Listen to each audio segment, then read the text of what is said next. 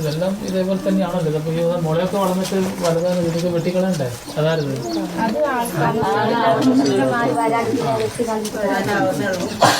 മുല.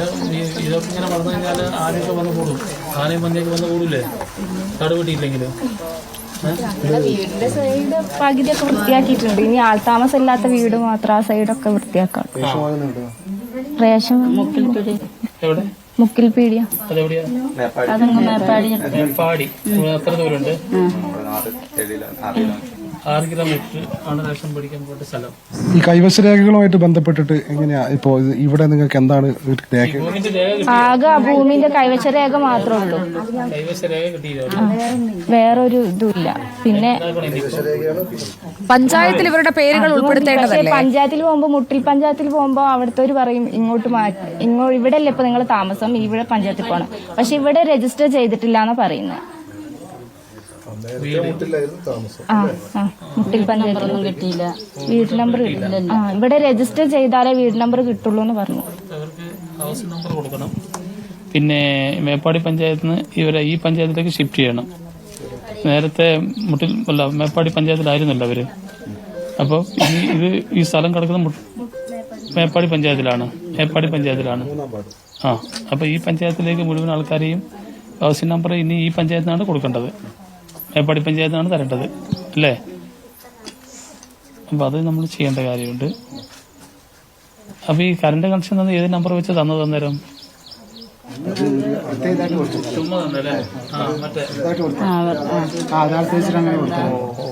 House number ഇപ്പൊ ration കാർഡൊക്കെ പഴയ മുട്ടിൽ പഞ്ചായത്തുള്ളത്, ഇവിടേക്ക് മാറ്റണം എല്ലാ രേഖകളും.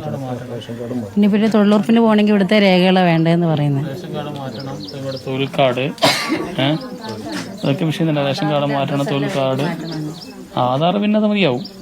ആധാർ ഓൾ ഇന്ത്യ അടിസ്ഥാനത്തിലാണല്ലോ. അഡ്രസ് ചേഞ്ച് ചെയ്യണം. അപ്പൊ റേഷൻ കാർഡ് മാറ്റണം, പുതുക്കണമെങ്കിൽ അഡ്രസ് മാറ്റണം. ഇങ്ങനെ ഒരുപാട് കാര്യങ്ങൾ ഇവർ ചെയ്യുന്നത്. ഇതൊക്കെ അടിയന്തരമായി ചെയ്യേണ്ട കാര്യങ്ങളാണ്. അപ്പോ നിങ്ങൾക്ക് വീട് കിട്ടിയില്ല? ബാക്കി ആവശ്യങ്ങളൊന്നും ഇല്ലാന്ന് പറയാ. മനസ്സിലായില്ല. വീട് മാത്രമേ ഉള്ളൂ ശരിക്കും. ബാക്കിയെല്ലാം വെള്ളം വേണം, പിന്നെ ഞങ്ങൾക്ക് വഴിവിളക്ക്, പിന്നെ അതുപോലെ എല്ലാ സാധനത്തിനും ആവശ്യം തന്നെയാണ്. വീട് മാത്രമേ കിട്ടിയിട്ടുള്ളൂ. ഞങ്ങൾക്ക് തീരെ പറ്റാത്തവരൊക്കെ ഉണ്ട് വെള്ളം കൊണ്ടുവരാൻ വേണ്ടിയിട്ട്.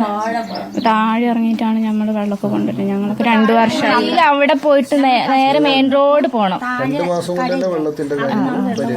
വർഷമായിട്ടാണ് ഞങ്ങളൊക്കെ ഇവിടെ താമസിക്കുന്നത്. കുറേ ഇഷ്ടപ്പെട്ടിട്ട് ഫ്ലോട്ടിംഗ് പമ്പോസാണ്. പമ്പോസ് അവിടെ കെട്ടിട്ട് എടുക്കുന്നത്. കിണറിന്റെ സമയമില്ല. കാളപ്പുഴ ഡാമിന്റെ ഫിൽറ്ററും കൂടെ കൊടുക്കണം. ഫിൽറ്ററുണ്ട് അത് ചെയ്യിപ്പിക്കാം. ഡാമിൽ നിന്ന് വെള്ളം നേരിട്ടടിക്കുമ്പോൾ ചില ഫിൽട്രേഷൻ നിർബന്ധമായിട്ട് വേണം, അല്ലെങ്കിൽ കുഴപ്പമുണ്ടാവും. അപ്പൊ പിന്നെ കിണർ കുത്തേണ്ട പണിയില്ലല്ലോ. അപ്പൊ കിണർ കുത്തേണ്ട കാര്യമില്ല. അപ്പൊ പണി കുറഞ്ഞ്. അപ്പൊ നേരെ ഡാമിൽ നിന്ന് വെള്ളം പമ്പ് ചെയ്ത് ഫിൽട്രേഷനിലേക്ക് കാറിൽ കൂടി കടത്തി വിട്ട് നേരിട്ട് ടാങ്കിലേക്ക് വിട്ടാൽ മതി. അപ്പൊ പിന്നെ വേഗം തീരും. അപ്പൊ പണി നാളെ തന്നെ അങ്ങ് തുടങ്ങി. അപ്പൊ ഒരു കാര്യം ചെയ്യാം, ഹൗസ് നമ്പർ തരാം, വീട്ടിൽ നമ്പർ എല്ലാവർക്കും തരും. പിന്നെ നിങ്ങളുടെ അഡ്രസ്സൊക്കെ അപ്പുറത്തുനിന്ന് മുട്ടിൽ പഞ്ചായത്ത് മേപ്പാടി പഞ്ചായത്തിലേക്ക് മാറ്റി തരും. പിന്നെ അവിടെ കുറച്ച് സ്ഥലം വിട്ടിട്ടുണ്ട്. ആ സ്ഥലത്ത് മശാനത്തിന് കുറച്ച് സ്ഥലം നമുക്ക് തിരിച്ചിടണം. ബാക്കി സ്ഥലം നമുക്ക് സാംസ്കാരിക നിലയോ മറ്റു കാര്യങ്ങൾക്ക് നമുക്ക് എടുക്കാം. ഈ ആധാറിന്റെ അഡ്രസ്സ് നമുക്ക് ഇങ്ങോട്ട് മാറ്റേണ്ട കാര്യമുണ്ട്. റേഷൻ കാർഡിന്റെ കാര്യങ്ങൾ, ആ കാര്യങ്ങൾ നമുക്ക് ചേഞ്ച് ചെയ്യാം. അപ്പൊ അങ്ങനെ പടിപടിയായിട്ട് എല്ലാം കൂടി ചേഞ്ച് ചെയ്യാൻ തന്നെ ആക്കി തരാം കേട്ടോ. അപ്പൊ ഇതൊക്കെ ഒന്ന് നന്നാക്കി എടുക്കണം. വെള്ളം അങ്ങനെ പ്യൂരിഫൈ ചെയ്തിട്ടാണോ? ഫ്ലോട്ടിംഗ് മോട്ടറാണ്. വെള്ളത്തിന്റെ മേലെ വെക്കുന്ന ആ മോട്ടറിൽ പമ്പ് ചെയ്തിട്ട് പ്യൂരിഫൈ ചെയ്തിട്ട്. അപ്പൊ പിന്നെ വെള്ളം ഒരിക്കലും പറ്റില്ലല്ലോ. കിണർ കുത്തി വെള്ളം വരുന്നത് പേടിക്കേണ്ട കാര്യമില്ല. അപ്പം ആ വെള്ളം പമ്പ് ചെയ്ത് ശുദ്ധീകരിച്ചാണ് നിങ്ങൾക്ക് കറണ്ട് ചാർജ് വരുന്നത് അത് കൃത്യമായിട്ട് എല്ലാ മാസവും അതൊക്കെ ചെയ്യാം. വെള്ളം കിട്ടിയാൽ മതി, എങ്ങനെങ്കിലും ബില്ലൊക്കെ നമുക്ക് അടയ്ക്കാം.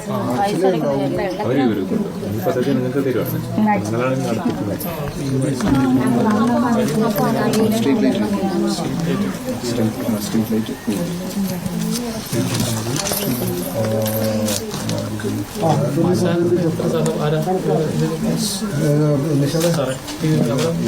പബ്ലിക്